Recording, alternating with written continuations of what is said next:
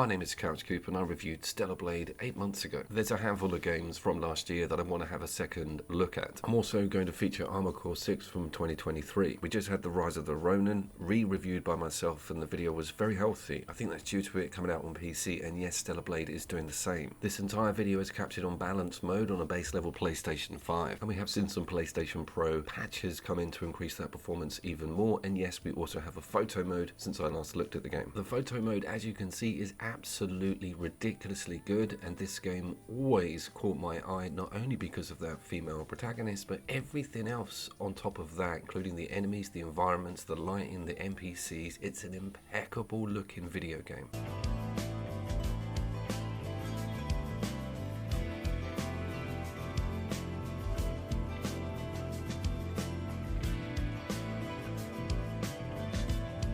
I think it's really easy for people who haven't played this game or reviewing it from a distance to say that it's just a bit of weeb titillation, when in actual fact it's one of the strongest third-person ARPGs available on the gaming market, full stop. I am deeply into Souls-likes, and this one has a few of the genetics that point towards that genre, but it's not there in its entirety, and I appreciate that. It does help with the difficulty in restart sections. I'm now about to play you the intro from my original review of this game. Now, to say that it launched in a shitstorm is an understatement. We will get to why that occurred, and I have released a lot of videos around the subject, but it's still quite a thing to look at in hindsight. All backside puns intended. This is in relation to the controversy surrounding Stellar Blade's Eve.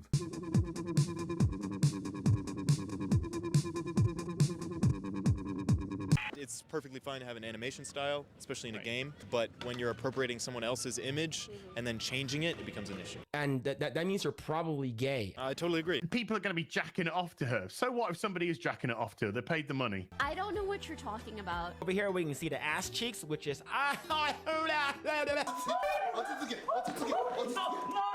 penis, dicks, ass, titties. And not flattering, I don't think, for a modern audience. In comparison to something like Forspoken.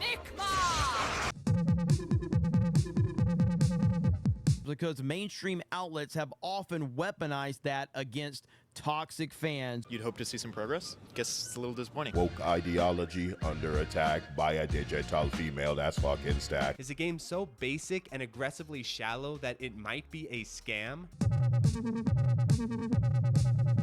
The girl dancing on the black and white cuts, that's Amanda Stenberg. You might remember her from The Acolyte, which was a Star Wars series. It got cancelled, can't believe why. It was really strong, really sort of alpha, everything that Star Wars should have been about. This is a brief clip of me stepping back into the game, and I suffered really badly from muscle memory issues coming off Wukong. Wukong has the same dodge button, but the dodge cannot be integrated whilst you were blocking with Stellar Blade. Damn, this takes a while.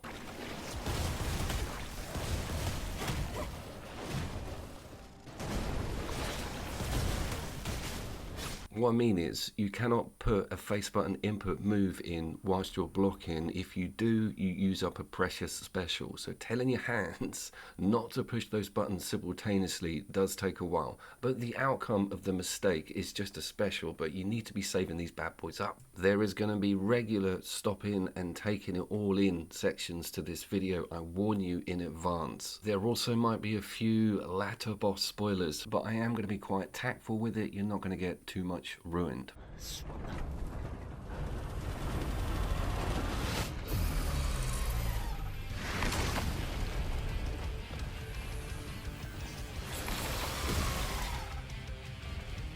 There's a thing, and I'm pretty sure it started in Hollywood, probably back in the 30s and 40s, and it is gorgeous girl getting ostracized or fighting hideous monster. The two work off each other fantastically. The femme fatale looks amazing because she's standing right near some monstrosity, and the monster looks even more scary because he's being mean to a hot girl. It's something that I feel has tried to be scrubbed from a lot of the modern day AAA video game industry. And this one brought it back. Oh, did it bring it back?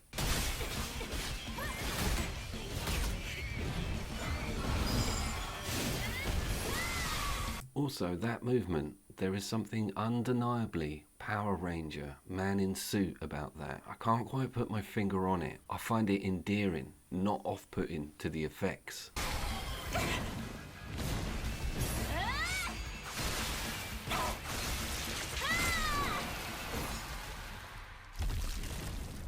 This game is made by a South Korean studio called Shift Up, and I've been reading about their lead designer, the owner. This guy is behind a very popular mobile game called Nikki. Now, I've spoken about that game before. It does lean into the microtransaction and some mildly hentai-ish art. It's not my bag by a long stretch, but it made that company loads of money. And that puts me to my theory on Stellar Blade. I think this is that guy's love letter to the video game genre he really loves and wants to emulate and even surpass in some places, and that is the third-person ARPG hack and slash that has these strange Final Fantasy questing, slightly open-world angles, but more importantly, absolutely flawless, action-heavy, beautiful combat.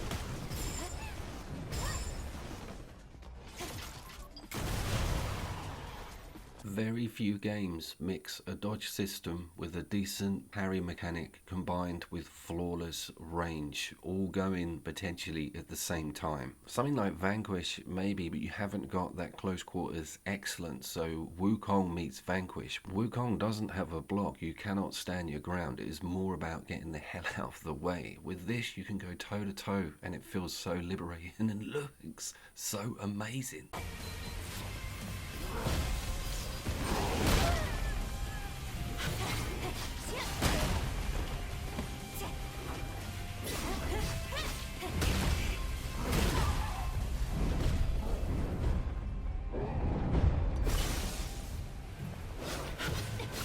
Yeah, I'm cheating and using the pump. Back to the conversation about the creator of this game. I think if he got all of his paperwork, storyboards and ideas together and took them to a Western developer and said, look, can we make this please? They'd have said, yeah, but the protagonist, the female one, she's got to have a beard. I think it was that creative freedom that gave us Eve. Shall we have a photo mode interlude? I think it is time for one.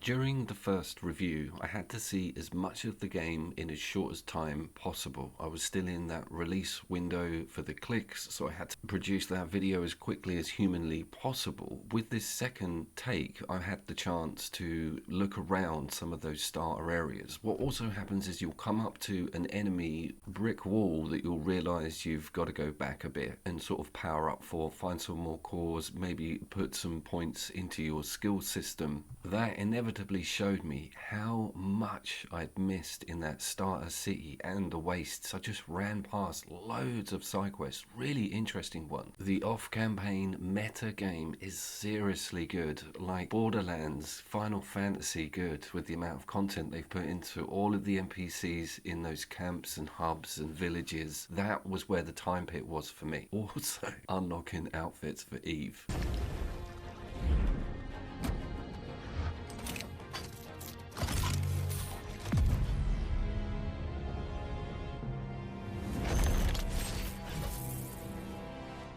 It's also got a lot of gore and darkness in it, considerable amount. Again, the same as Wukong, which I'm aware is Chinese. But it's cool to see these Eastern studios have this sort of facade of beauty with the main character, but then when you dig a little bit deeper, you realise the whole world is rotten and there's loads of backstabbing going on, and some of the characters aren't exactly who they say they are. There's quite a lot of that. When I first came up to this quest board, I was like, yeah, whatever, I cannot or do not have time for this. Get me to the next boss. I want to see the next biome. Who is that annoying one-legged lesbian guarding it? But once I started seeing the rewards, and you realise that skill points are what this whole game is about, you cannot progress unless you are a badass, it seems a lot more worth your time, particularly on the photography stuff.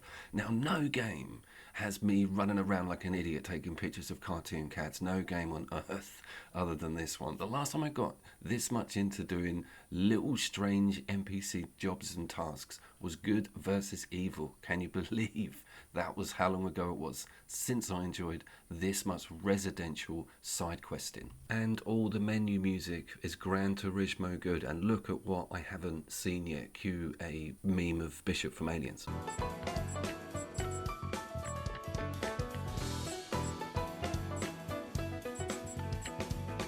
I think if you haven't played this, you've got to be thinking by now, what is wrong with this game? Bro, nothing is wrong with this game. In actual fact, deeper you dig, the more brilliance you find with it. You know when you've got plans for the day and then you end up doing something on this that opens something up and you're like, nah, I'm not doing anything.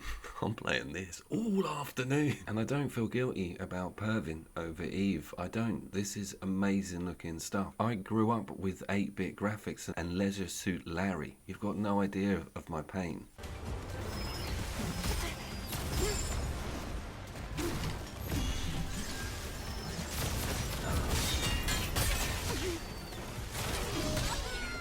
Once you open up that desert biome in this game, the sheer magnitude dawns on you. There is far more to do in here than there was in that waste, and there's new enemies, everything is tailored, there's massive things in the ground waiting for you, sandstorms, huge amounts of NPC and side quests. It is just a bottomless pit.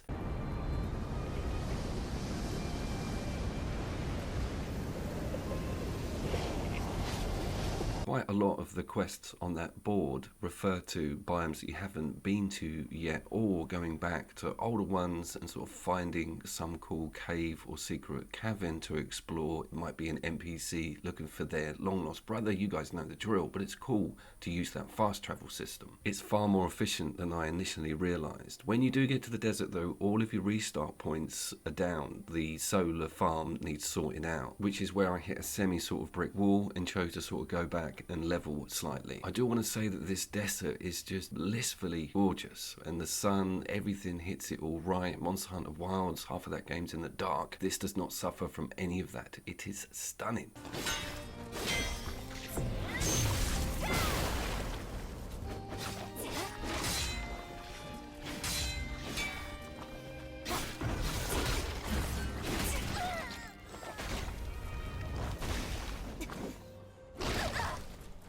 It feels like almost every single death animation is unique, and the appearance of a lot of the monsters is just amazing. How they turn up, how you counter some of their bigger moves, all of it feels unique and tailored. I'm not quite sure how they've managed it all. I put a 20-minute video together about the joys of fishing in Red Dead Redemption 2, but this is so addictive, and it does make you feel like you're going to pull out the biggest thing in the world. The haptic use is amazing. There's a 2-phase reel-in mechanic. It's genius.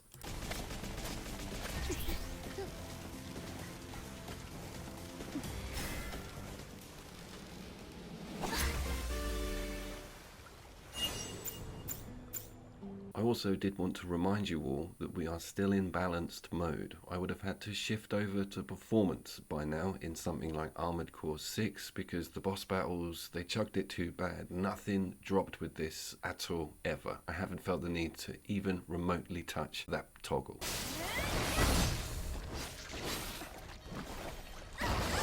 Let's talk about those awards, because it was tipped to win, I think, by quite a lot of publications and outlets. It got Best Story along with Black Ops, I think, but it didn't win out and out. I think it was Astrobot that got there in the end. I know that if I was on a desert island and I only had enough room for one video game, it probably wouldn't be Astrobot. I know that it did win out and out with other categories and with other award ceremonies, but I think we're all in agreement that that whole procedure is kind of lost its credentials over the years. A little bit like the Oscars, a little bit like everything else. Everybody sort of smells the rat, don't they? A lot of it's sponsored, a lot of it doesn't mean anything at all anymore. And I think that's why a lot of content creators are looked upon now to really point real gamers in the right direction. I am Couch Coop.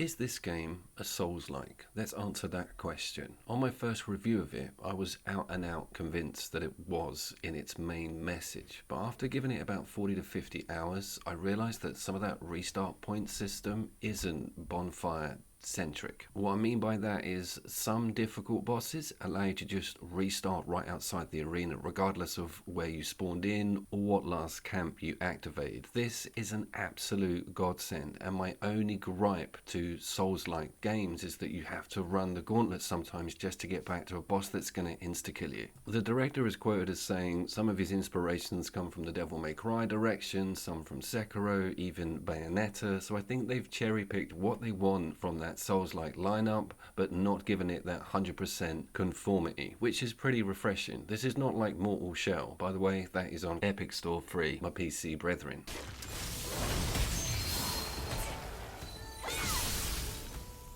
As mentioned before, I think it's the backtracking that's made this game unbelievably good on second visit. If you're clattering through it and trying to just beat every boss and finish it, job done, then you're doing it wrong. There's so much more off that beaten track to discover with Stellar Blade.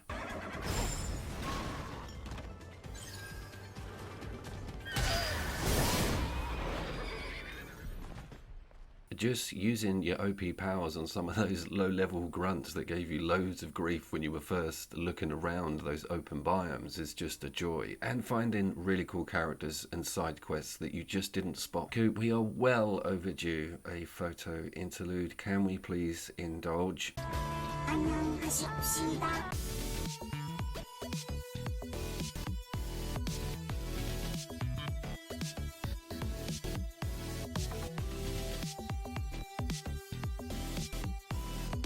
Characters and stories and their relationships within the home hubs and some of the starter cities are not that laborious, and they're quite believable. They're pointing towards cybernetic relationships and this quite confusing dystopian future that everyone lives in. It's quite fascinating. Everybody's got a lot of tragedy behind them, and there's always an excuse to have to go and rescue something from some monster-ridden cellar somewhere. Every vendor or sort of shop or market has a relationship meter that you can build, a little bit like the gift system in Rise of the Ronin. You get discounts, but more importantly access to cooler stuff that they sell, and some of the vendors have got hidden skins or the material needed to put one together. What did you get for running around and taking 10 separate hidden pictures of a cat within that starter hub? Well, it may have been worth it.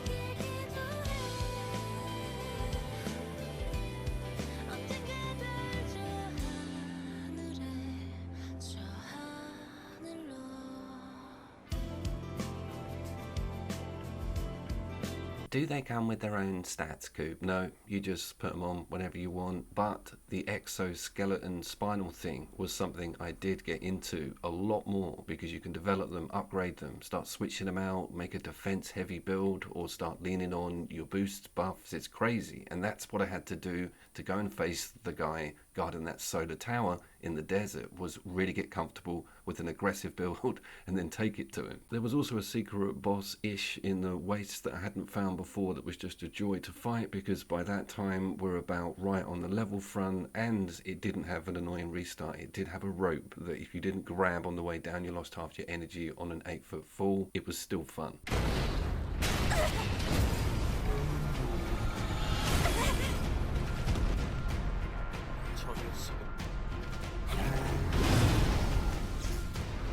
It is technically possible to strong arm enemies. What I mean is stack up your buffs and your health regeneration and just slap everything you can. You also get Taki's Wing, which is a huge attack buff mode, and it's incredible to instigate, and it helps you with loads of tougher bosses.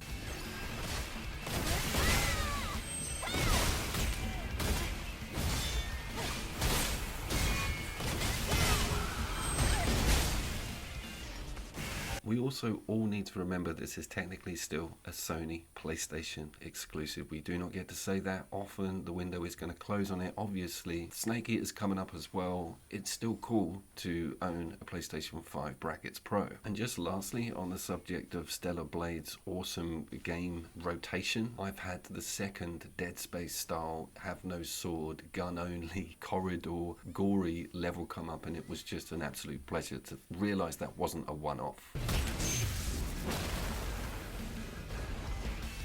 You have got to go back to this game if you didn't get to the Great Desert. And of course I've got to do this again with Wukong and Armored Core 6, both of which I've got to mid to late game on, and yeah, just as much of a revelation. If you got this far in the video, you are legendary. Thank you very much. I was, of course, Couch Coop, reviewing a single-player video game on a PlayStation 5. Keep your eyes peeled for those aforementioned videos, Wukong and Armored Core 6.